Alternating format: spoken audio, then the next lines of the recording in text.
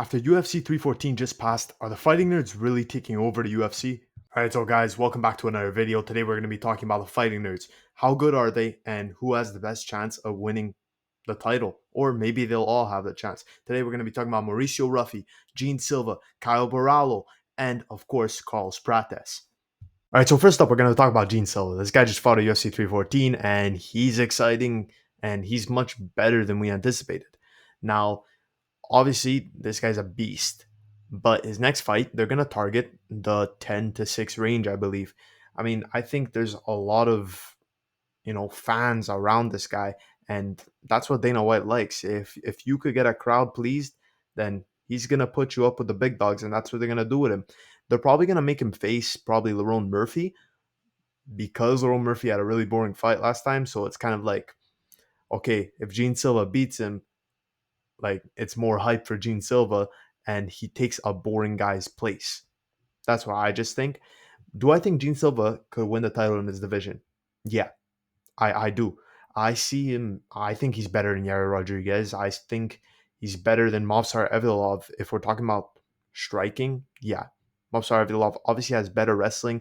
But at the same time, guys, we said that Bryce Mitchell was able to do so much to Gene Silva on the ground. Gene Silva just didn't care. Just didn't care. If Gene Silva, I think if he has to prepare for a fight where he knows the guy's always going to take him to the ground, he'll be ready. Like he aura farms his fights. That's just facts for all these guys.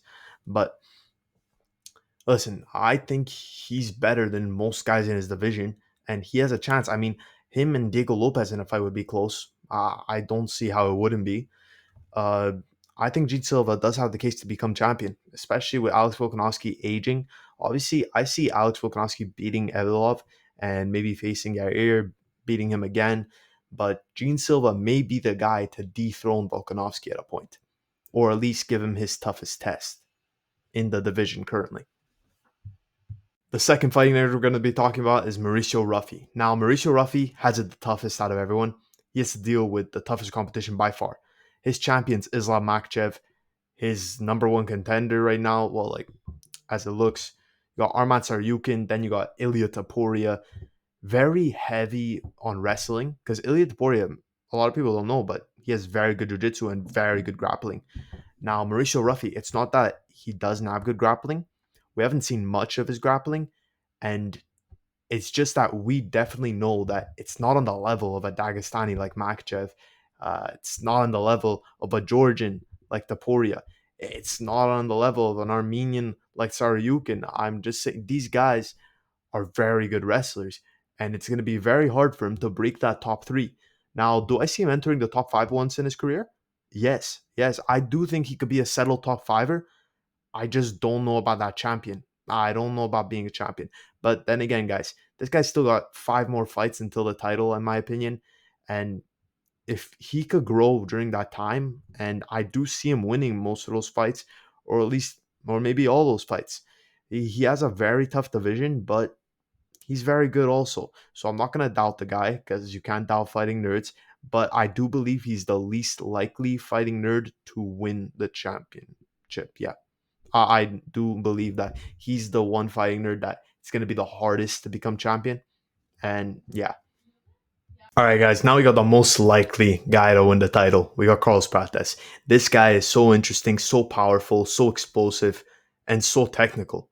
Now, Carlos Prates, he has a big fight coming up in 2 weeks versus Ian Machado Gary. Now, is Ian Gary going to really try to hold Prates on the ground? Yes, I do think he's going to try to do that, but I don't think it's going to work on Prates. Prates is really, really talented, guys.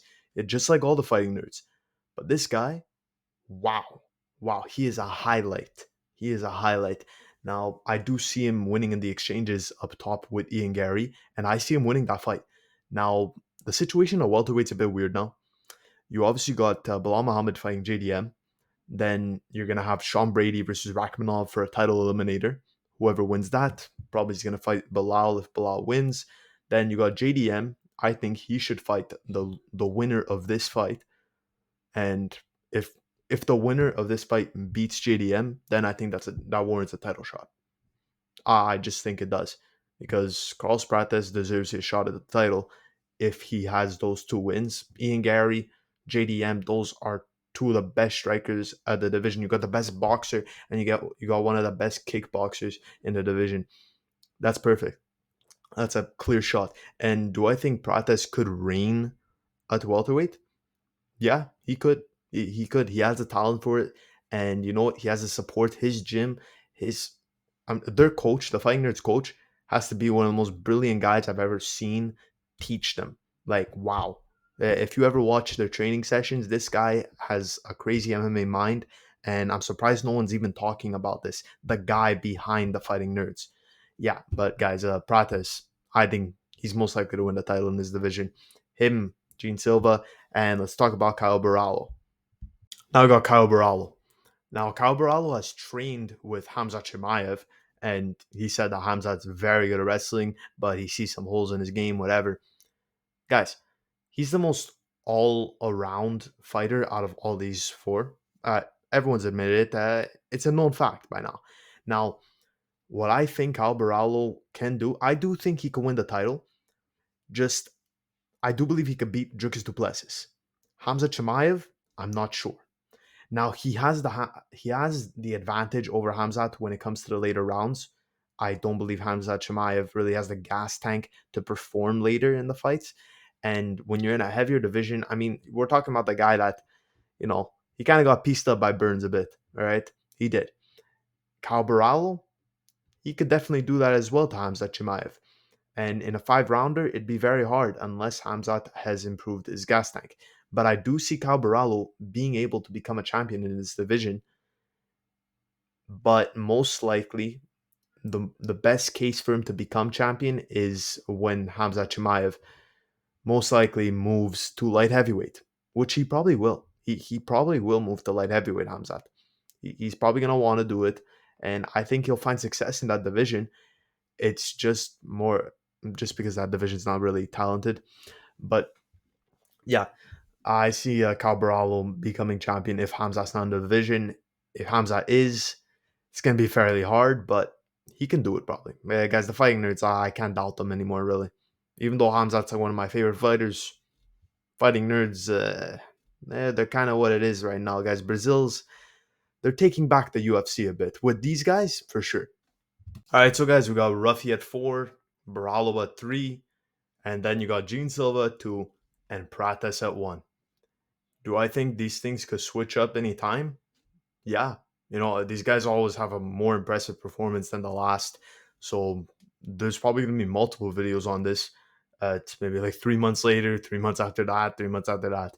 And these guys are so good and they keep on putting up better performances than their last. And you never know, Ruffy, he could go from 4-2, 4-1. We don't know much about these guys after all. There's not enough footage on them. And well, Barallo, we've seen a lot of footage on. But Ruffy, he's 3 fights in. You also got to take into account level of competition. Some fighters just have a chin and have no skills, so he's just beating on them the whole fight and they're doing nothing, but they're not getting knocked out. So there's so much stuff that go into this, and we just want to see these guys get put to the test versus the best of the best and see what they can do. And we'll see April 26th if Carlos Prates is still the number one.